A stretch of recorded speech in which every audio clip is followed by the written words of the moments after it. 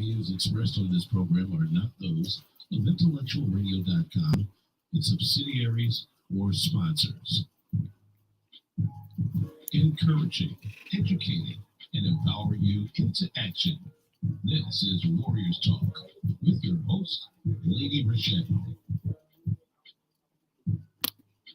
Hello, hello. Welcome to Warriors Talk with author and founder Lady ReShell, where we move away from awareness towards action. It's Testimonial Monday, and our topic for today is the truth about breast cancer, a survivor's perspective. We are live on Intellectual Radio. We just heard from the Drive at 5 with Roman. Keep it locked right here on Intellectual Radio and allow us to feed your brain. On the last episode of Warriors Talk, Rizal and I talked about when being a ride or die chick goes wrong. Head on over to YouTube, type in Intellectual Radio, and stay connected for any episodes you may have missed. The quote of the day is, "The human spirit is stronger than anything that can happen to it." Here are your trending topics for today.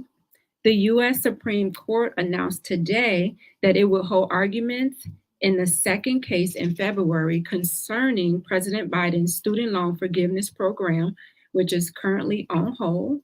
The challenge has been brought to by two individual borrowers, Maya Brown and Alexander Taylor, who are not qualified for full debt release forgiveness and who says that they were denied an opportunity to comment on the Education Secretary decision to provide targeted student loan debt relief to some. The court did ask for briefs, however, on whether the challengers in the new case had legal rights or standings to bring the case. The court also asked the parties to discuss whether Biden's plan was statutorily authorized and was adopted in procedures proper manner. The court also would not, for now, lift a block on the program that remains in place. Those are your trending topics for today. We are grateful for our sponsor, Emmanuel Church of God in Christ, with Pastor Michael Richardson, who has a special message for us. Greetings, I am Pastor Michael Richardson. And I am First Lady Anastasia Richardson from the Emmanuel Church of God in Christ. We're located at 3058 West Van Buren in Chicago, Illinois. We are building upon a solid foundation. And we're inviting you to join us every Sunday morning on Facebook Live at Emmanuel Kojic at 10:15 Central Standard Time. And you can also view our videos on our YouTube channel at Emmanuel Kojic-MR. Once again, this is Pastor Michael Richardson and First Lady Anastasia Richardson, and we are from the Emmanuel Church of God in Christ. We are building upon a solid foundation. My special guest today is a mother, advocate, breast cancer survivor, and so much more. Welcome to Warriors Talk, Susan McKenzie. Hey, Susan. Hi. Hello, everyone. Good evening. Awesome. I do not take it lightly, Susan, that you have taken time out of your busy schedule to come on and to share your journey, to educate us, and to drop some wisdom. So again, welcome to Warriors Talk. Thank you. Thank you for having me. And if you are tuned in on any form of social media, like the show, share the show, invite someone else in on the show that may benefit from this valuable information. Our topic again is the truth about breast cancer, a survivor's perspective. According to cancer.gov, a survivor is someone who remains alive and continues to function during and after overcoming a serious hardship or life-threatening disease. In cancer, a person is considered to be a survivor from the time of diagnosis until the end of life. So, Susan, when you hear the word survivor, what comes to mind? Honestly, I get asked that question quite often, and it's never myself. It's other people. I always see other people, and specifically my mom. My mother was not a survivor of disease, but she was a survivor of life, widowed with 15 children in the South. And then we migrated to Chicago, and she did the best she could. So when I think of overcoming struggle, I think of my mom first. I never really think of myself. I simply think of her. In the text of conversation, I still don't think of myself as a survivor. I overcame what was put in front of me, and I'm winning. I'm the winner right now, and I want to keep it that way. Yes, I always say warrior. I know a lot of people in the breast cancer community always say survivor, but my word is a warrior. Someone who fought a battle. It came, I fought it, and I'm moving on with life. I'm not just stuck right there in that mode. So yes, I embrace that word. Yes, I appreciate that. So what was your first encounter to cancer? My first, for my personal self, was I gave myself, I knew to do the self breast examinations. I encourage everyone to make sure they do that. But doing my own self breast examination, I found a lump. And it wasn't time for my annual physical, but I called my doctor, scheduled it early, and I told him that I found a lump. I never even said where. I just said, I think I found something and I'm curious. And in his examination, he went to the exact same spot and felt the exact same thing that I felt.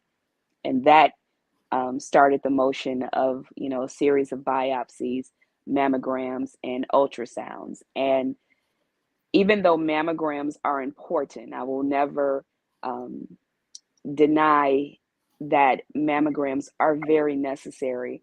The younger you are, the more dense your breast tissue is. And I was 34, actually 33 at the time I found the lump, but with the biopsies and the time in between, I was 34 officially by the time I got diagnosed. And at that age, my breast tissue was very dense. Therefore, a mammogram couldn't see all the way through it.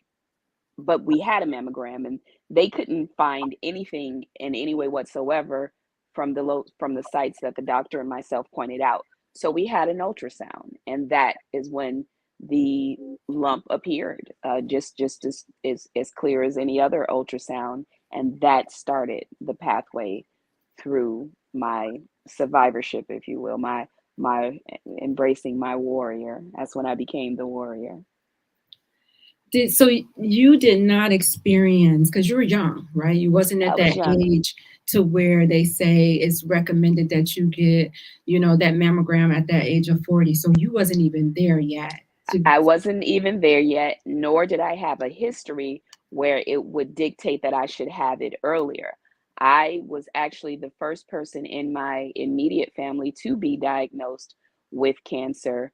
However, I'm the only one living. I've had 3 other family members, including a sister, that were all diagnosed after me and are no longer with us. So at the time you were diagnosed, you had no family history. So it's like, okay, where did this come from? That is correct. That is correct. And no one could really say so. Even on my paternal side, there wasn't any immediate familiar history of breast cancer. Was it any type of cancer at all in the family other than breast cancer? I do believe an uncle on my a paternal uncle passed away of a prostate cancer, and my father had a bout with it, but he caught it early enough, and he was older. He was in his 70s, I believe, when he finally was. It came upon him, and he beat it. It was early enough where a minor surgery took care of it. And we know they say the older you get, the longer you live, then, you may encounter a cancer diagnosis. So even with breast cancer, they say it's supposed to be an older woman's disease, but we do know younger women like yourself are diagnosed with this disease. So, with your doctor, did you run into any struggles trying to get the different tests done because of your age? The only um, brick wall, if you will, that I personally came up against is when it was time for fertility. I really appreciate the team that was assembled for me for my care at the time. I had the pleasure of being even the radiologist who did the ultrasound, down to the guy who worked in radiology at the time of my radiation treatment, were all praying people. And even if I were not, um, a person of faith, I was absolutely surrounded by people of faith, people who spoke of faith, even if it wasn't their faith. They all spoke to me with hope, belief, and care. So I did not hit any um, points of, no, I don't want to hear that. No, I don't trust you. Um, I know I want a second opinion. I didn't hit any of that until it came to my fertility. And even then, it wasn't, I questioned what he said. I had a very short window, and it was really the insurance. The doctor wanted to take care to make sure the chemo didn't damage my fertility system, because I had no kids at 34. Um, and I was 6 days engaged. My husband proposed to me on September the 14th of the year 2001, and I was diagnosed on September 20th. So no, the doctor was trying to take care, and the insurance company, there was this little thing. They will pay for the fertility, they will pay for the storage of the eggs, they will cover it all if I am infertile. And since before chemotherapy I'm not infertile, they wouldn't cover it. They said, well, wait, if you can cover the first $10,000, because that's what it was at the time. It was $10,000 a month to harvest and store my eggs. It was $10,000 a month. And if I covered it myself and then had chemotherapy, and then it was determined I was infertile, then they would cover the rest of those months until I utilized the stored eggs. And I didn't, of course, I didn't have it. So we just went on faith, on sheer faith that God would do God. And I did have a child. Wow. I'm just thinking as I'm hearing you talking, how many other young women go through this same thing to where they may not have a long period of time to make a decision when they know that they have to do treatment. Yep. But they're thinking about, I haven't even started a family yet. What am I supposed to do? And if I don't have this money to pay for the storage, like it seemed like, okay, it seemed like at that point, life is just not fair. I'm glad that your doctor even had the conversation with you about fertility, because so many women do not even have this conversation. The doctors don't bring it up until they're in treatment or done with treatment. And then they think about it and they like, oh, it's too late because of the chemo that we use. Because of the chemo. Yes, you're not able to have it. I can remember my doctor when I was before I went through chemo, she says, do you want to have any more kids? And I said, no, I have 5 of them. I don't want no more kids. She was like, okay, because the chemo that we're going to use, you can't have any more kids. So I was like, okay, that's fine. I'm okay with that.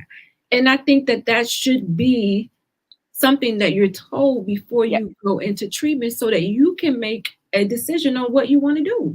Yes, I agree. Because the chemo regimen I had, which is currently labeled, and it may have been labeled back then, the Red Devil, was the adriamycin and Cytoxan, I believe is the correct. And that's what I had. And it is definitely known to tear up a fertility system. And it's still being used today. And I agree with you 100%. There are a lot of women who aren't in the know, and doctors who are too focused on the treatment and not on the care.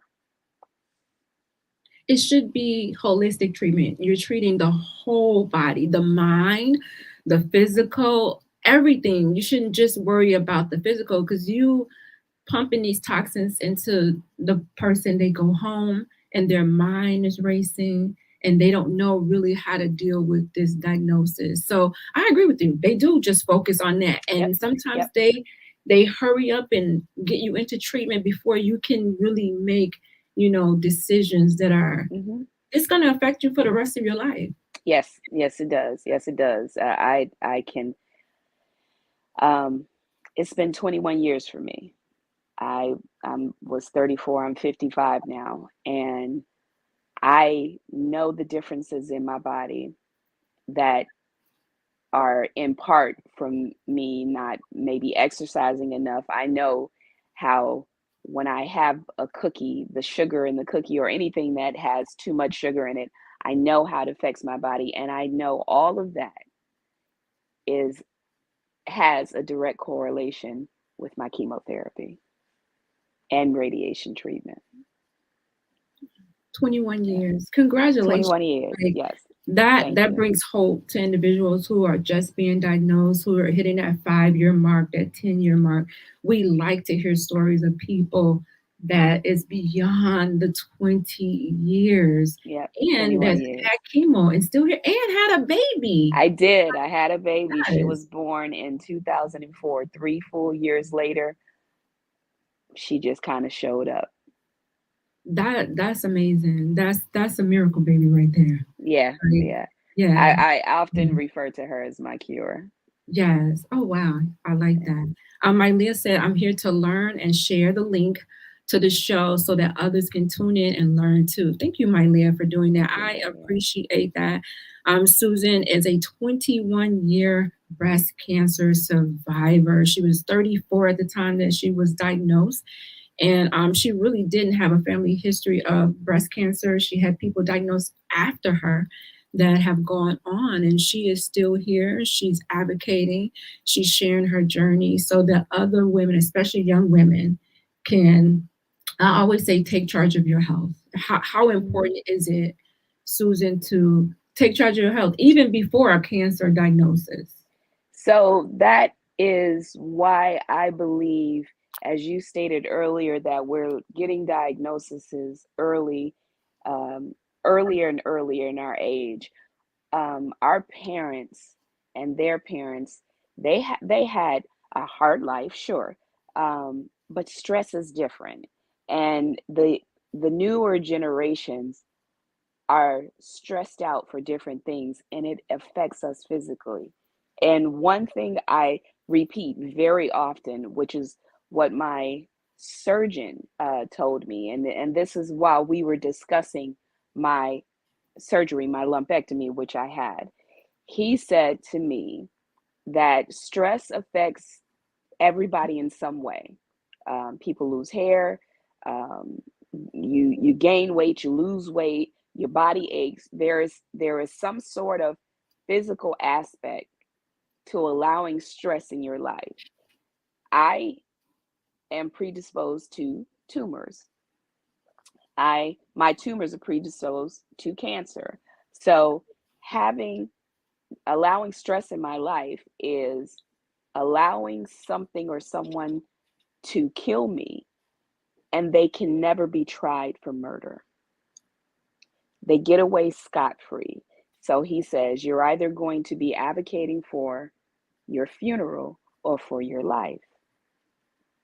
So the first step is just clearing your life of the things that mean you no harm, and mean you no good, that are harmful to you, whether that be how you eat, who you're around, or what you're around.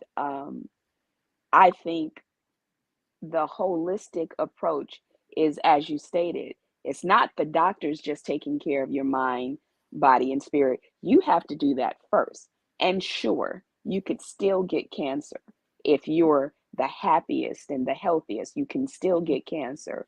But what it will do is it will make it easier to fight it, as opposed to the woe is me syndrome, or the, well, I might as well eat something, so I'll eat that syndrome.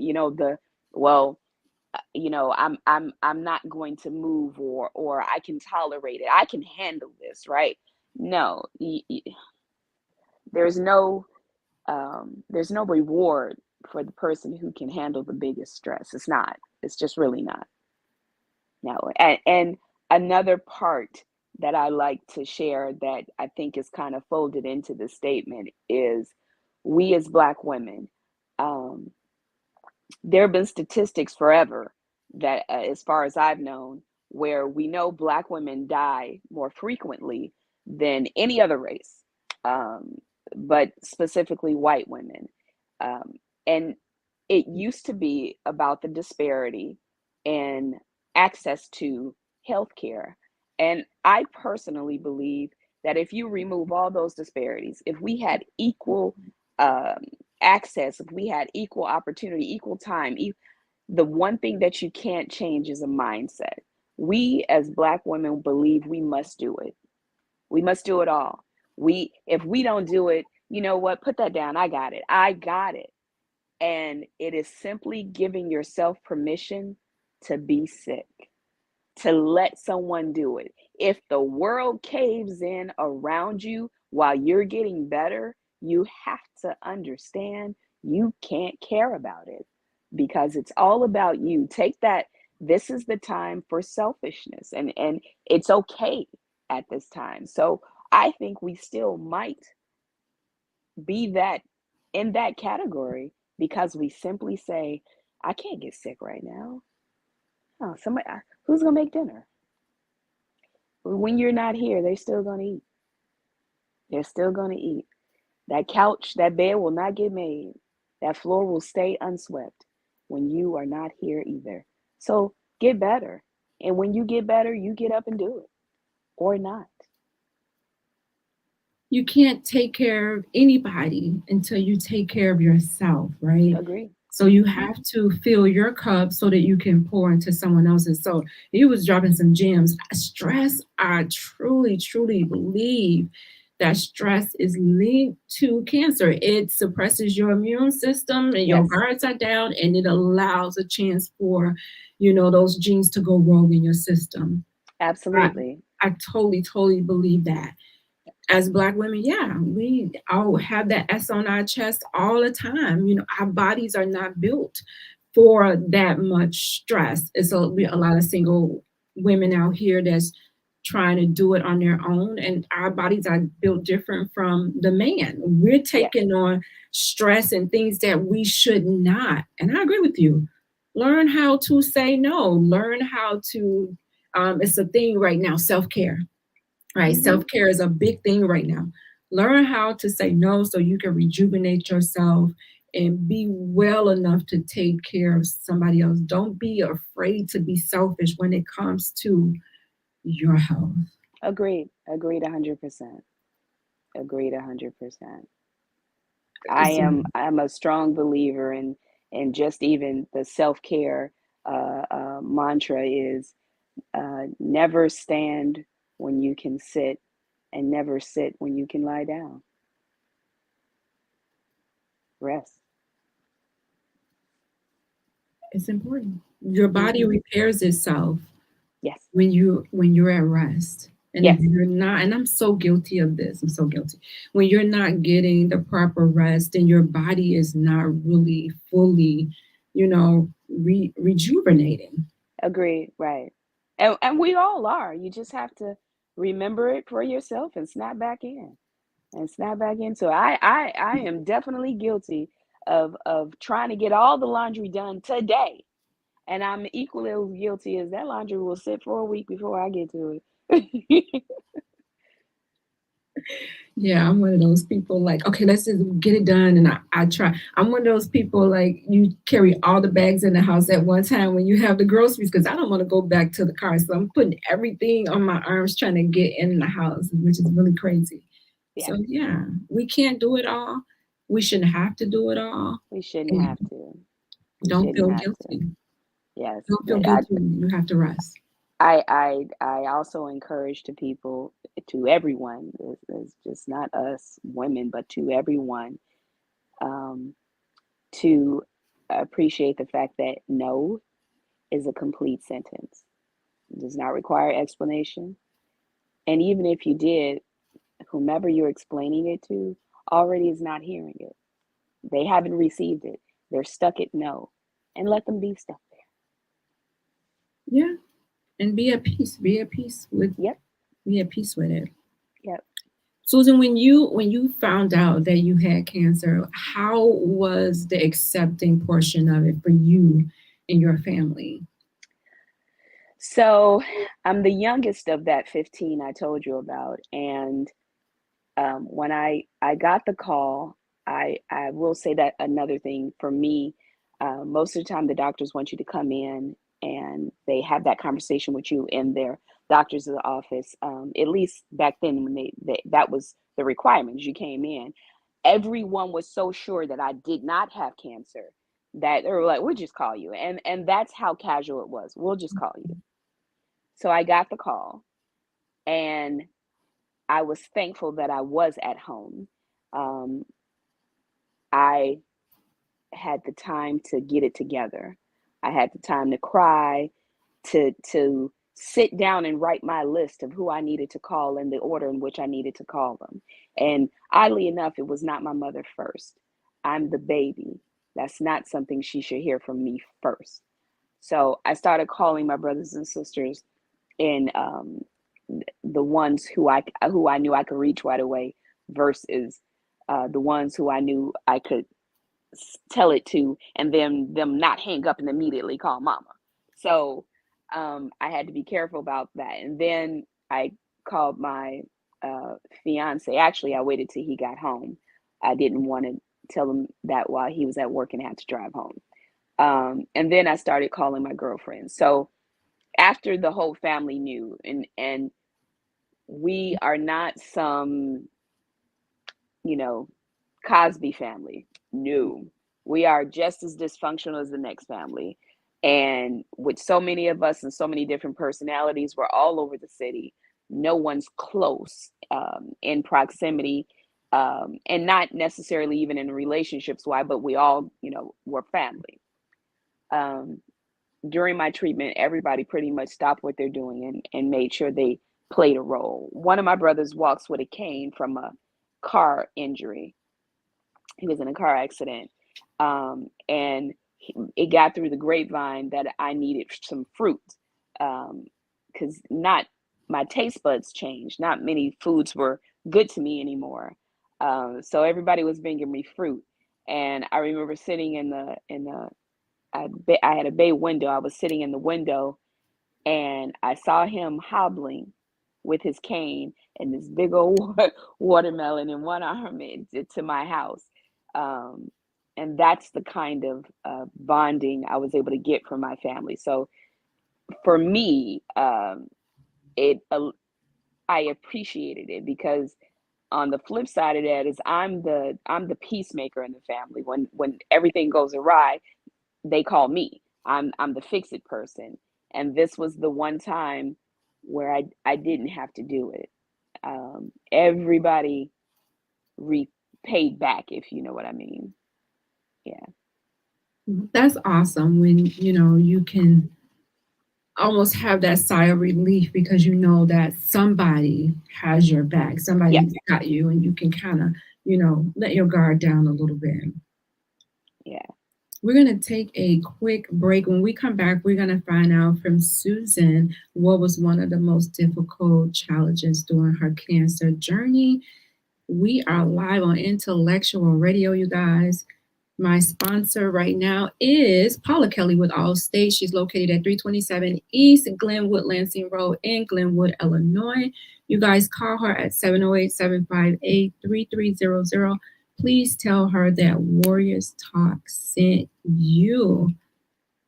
All right, so we are back talking to Susan McKenzie, who is a 21-year breast cancer survivor, advocate, mother, and y'all, she is dropping some gems, not just about breast cancer, but about life.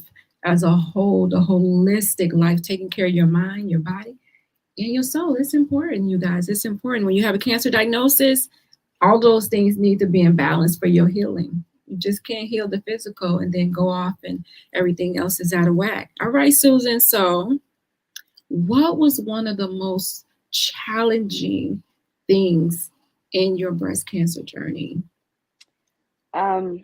It wasn't so much the physical, because most people, the chemo makes you sick. It's no secret. It did make me sick where I couldn't eat. I actually gained 12 pounds, and that became a joke with the nurses at the hospital, because in a weird way, I was looking forward to my chemo body, you know, dropping weight instantly and then getting toned. I was gonna walk out of this, you know, looking like Viola Davis and the Warrior, and that didn't happen. I gained 12 pounds.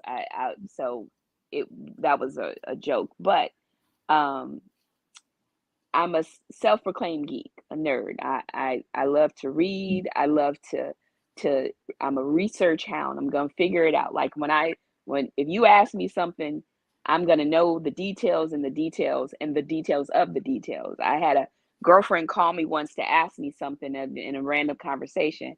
I was like, you could have just Googled that. And she's like, yeah, you're quicker. So the hardest part for me was that. I remember laying in bed one evening, and visually, if you could imagine your thoughts just visually like wisps of air floating away. Like I felt like I could see them leaving my body. Every intellectual thing about me was drifting away. I started to feel not necessarily dumb, but I wasn't sharp anymore.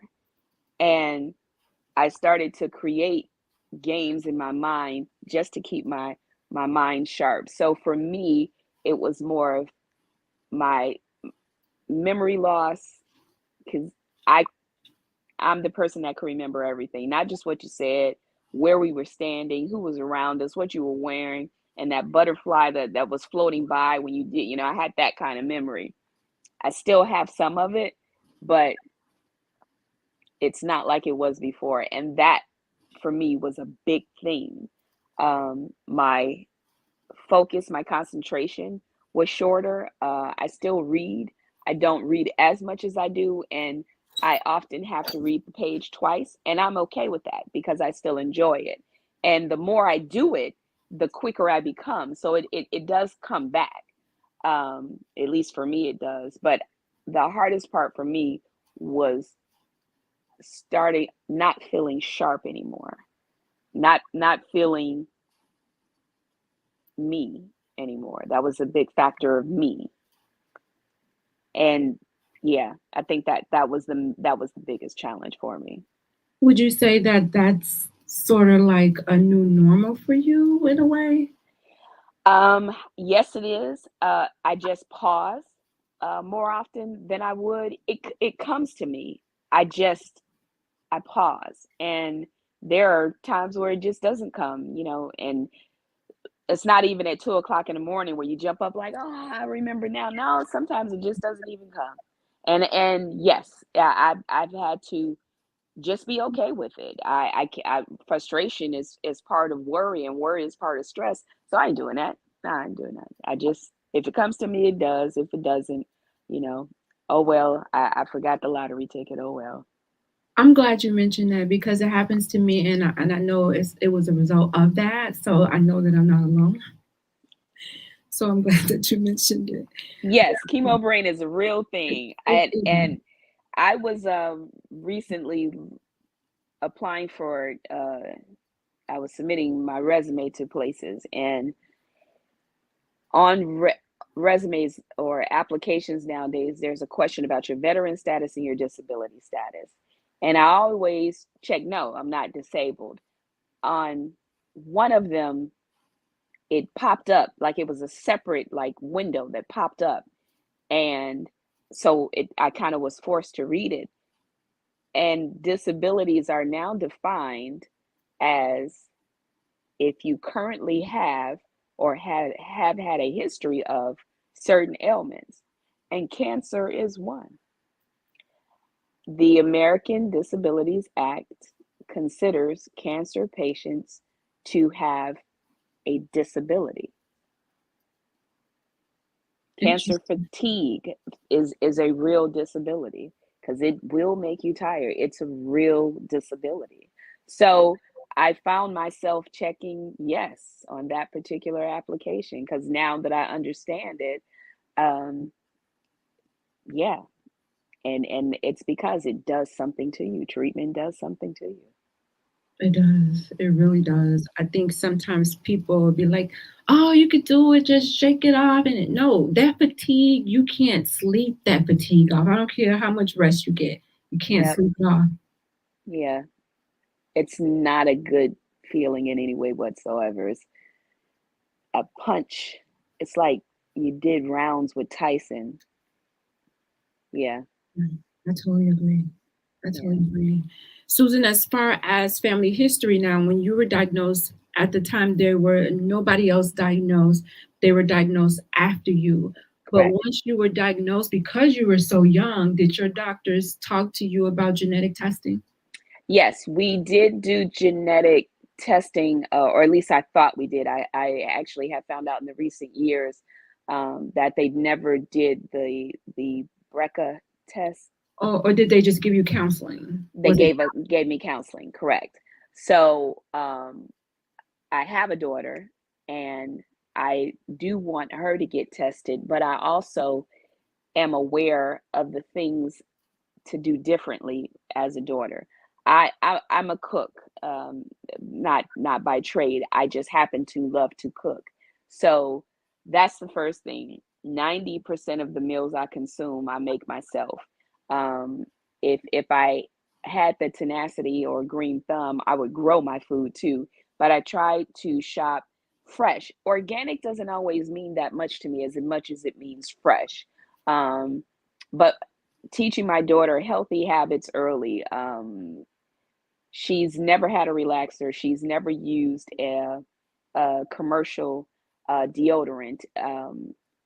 Just starting her out with things that I know play a factor in eliminating them for her, and keeping her wise about my health.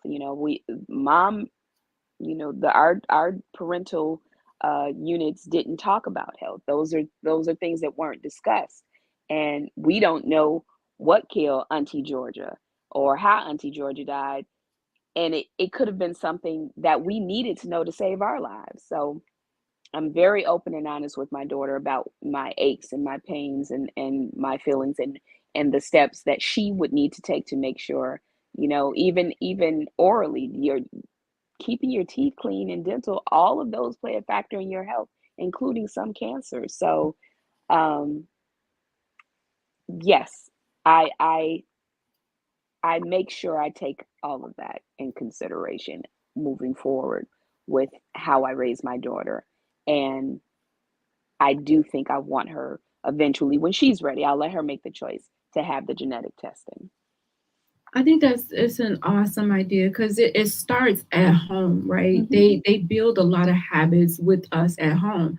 So why not incorporate some healthier habits with them? So when they're off on their own, they take those habits with them. I always say that cancer doesn't start overnight, right? It doesn't start overnight. So it takes time to grow in your system. So while you have the chance to incorporate some of those healthier habits, eat a little healthier, exercise and less stress, do those things. And we already said you could do all of those things and still get cancer. But, Yep. If you do, like Susan said, your body is prepared to fight, right? You're in a better shape to fight that disease.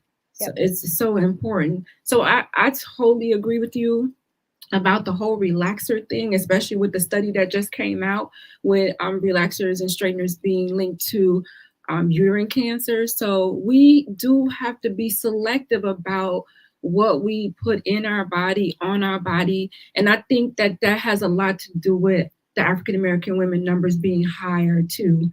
That's part of it. is the chemicals that we use to, we want to look a certain way, we want to feel a certain way, but we paying a price for it in these cancer diagnoses. So often, Susan, so many people, when they have a cancer diagnosis, they have this why me moment. Why did this happen to me? Was that your case when you got that phone call? It wasn't why me. I think for me personally, it was why now. The why me wasn't, I didn't have a woe is me. I've never been a woe is me person. But now, the why now, why at this point in my life did this show up? I got things to do. I had different plans. I was trying to open a business. We were wanting to get married. I did want to have children. So I didn't have the why me thought process in a negative way, like, oh, something's always happening to me. No, it was just like a why now, and that's when it hit me. Okay, it is now. So I'm not one for resting in why or who or what. It's here. It's here. It's unless so this is where we go now. The fork in the road took us here, and now we got to follow this road until we get to another fork. So no why is me, no woe is me for sure. I always get nervous because I don't want anybody to get stuck at that diagnosis. Sometimes we can get stuck, we could be in denial, and we're stalling for time, trying to get all these different opinions. And it's okay to get a second opinion if you feel like you need one. But a lot of times we like, oh, we can pray it away. And, I feel like it happened for a reason. And if it's God's will that it not happen, it wouldn't happen. So it happens Right. for a reason. Right. So figure out what that reason is, and then ask God, how can this cancer diagnosis bring glory and honor to you? How can we use this? Because not all cancer diagnosis is unto death. So Correct.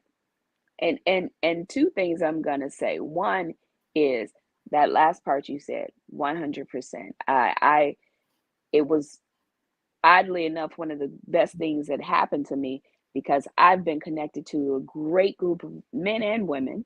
I've been connected through things that I wouldn't normally have access to because I'm a survivor. So it's been a great thing to happen, or to be healed from, I should say. And the other thing is, one of my best and closest friends of my life, when I was diagnosed, of course, I called her, and it was a Sunday when I called her, and we're crying and she's praying. She comes from a church family, and she says, I'm off on Tuesday, and I'll be over on Tuesday and sit with you. And 21 years later, Tuesday's never come. I've seen her. She's never come to my house, and our relationship has never been the same. And not that I don't love her, and not that she doesn't love me, because I know she does. She didn't understand it. She couldn't grieve. I don't know, because we've never talked about it. I just immediately understood the new place that you got in my life. And the irony of it is, her oldest sister, the person she looked up to the most, was diagnosed with she was diagnosed with breast cancer. And her sister wanted to pray it away. Her sister refused treatment and wanted to pray it away. And she called me, and she wanted me to have a conversation with her sister, by her sister's request, because we were so close. It was like my sister too. And she is no longer with us because she chose not to have treatment. Now, she probably lasted a year longer than I thought she would based off of what I saw. But one of the things she told me, which is kind of what I stated earlier, is she was the rock in the family. And she was afraid that if she got sick and needed to be taken care of, that nobody in the family would step up to do it. And she didn't want to live with that knowledge. And I told her that's ridiculous. Surely they would step up. You have the, you know, your mom, my friend, she had a daughter, a husband, and that's ridiculous. She couldn't get it out of her head that this is the experience that she would have. And she chose no medicine, no doctors, no chemo, no radiation. And sure enough, she died. And they did not take care of her the way they still, you go to her house and you could see dishes in the sink that had been sitting for however long, to the point that the film was growing on top of the water. And they did it anyway. So at least she could have lived. That's so I said all that to say, the relationships change, the people change, but it didn't change me. It was one of the best things that ever happened to me, because I have this newfound mental freedom of, if I beat cancer, I'm not dealing with you. Nope. And a lot of times your help may not come from blood. So sometimes you may have to seek outside of family for people to, help you. And the breast cancer community, we don't want anybody to feel like they're alone. We'll go to your appointments with you. We'll hold your hand. Yep. We do not care. We don't want you to be alone. Absolutely. You don't have to be. Had I known, of course, I would have attempted to be there, but no one called me until it was the end. No one called me until it was the end. I called and I asked about her, and I would, oh, she's out, she's okay. All the while, no one told me until the end. Can you give us some words of wisdom, Susan, when it comes to the truth about breast cancer?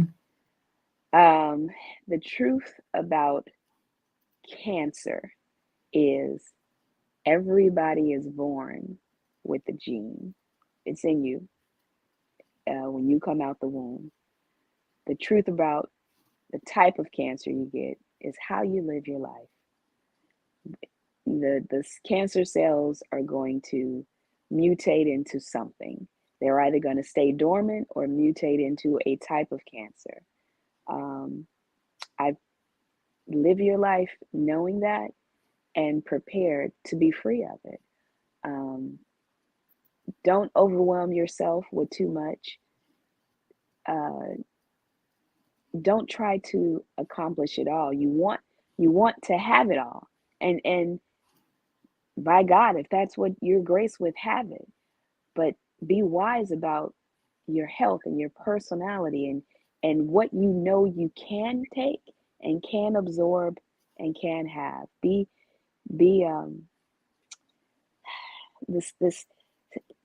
is gonna sound crazy, but stay with me for a minute.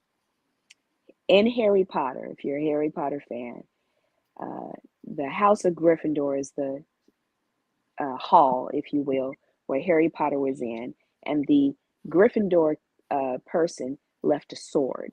That sword appears to help any member of Gryffindor whenever they're in need, and this is for an eternity, because the sword was built and smithed in a way where it's impervious to rust, age, it never goes dull, and it only takes in that which makes it stronger.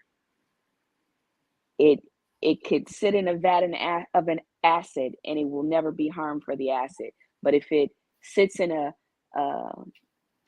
cure for something, it absorbs that cure. So whenever that sword strikes anything with an ailment, that cure is going to come out. It only takes in that which makes it stronger. Live your life like a sword of Gryffindor. Only take in that which makes you stronger.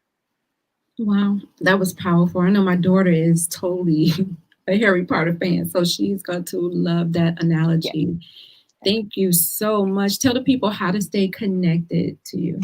Well, I'm on Instagram and Facebook. I'm a kind of an old head, so my daughter has a Snapchat and all those other ones. I'm on Susan Vickie McKenzie on Facebook, and I'm VMAC29 on Instagram.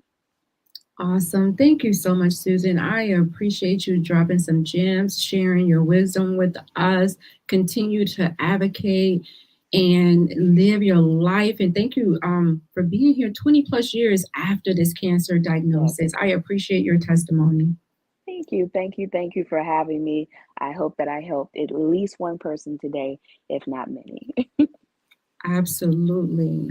You guys, I'm going to celebrate my closing sponsor, which is Gloria Dawson with Mary Kay. She's catering to all of your beauty needs from head to toe. Go over to marykay.com/GDOTSON. Coming up at 7 p.m. is The People Show with Mark Wallace and Charles Thomas. Join me next Monday right here on Intellectual Radio at 6 p.m. I will leave you with these words of wisdom. Once you choose hope, anything is possible. As always, thank you for tuning in to Warriors Talk with author and founder Lady ReShell, where we are changing lives one warrior at a time. Thank you for listening to this week's edition of Warriors Talk with Lady ReShell. To find out more about Warriors Talk, follow at Warriors Talk, the number 1, on all social media outlets, and Warriors Talk with Lady ReShell on YouTube. Please join us next week and every Monday evening at 6 p.m. Central Standard Time on intellectualradio.com for Warriors Talk with Lady ReShell, where we encourage, educate, and empower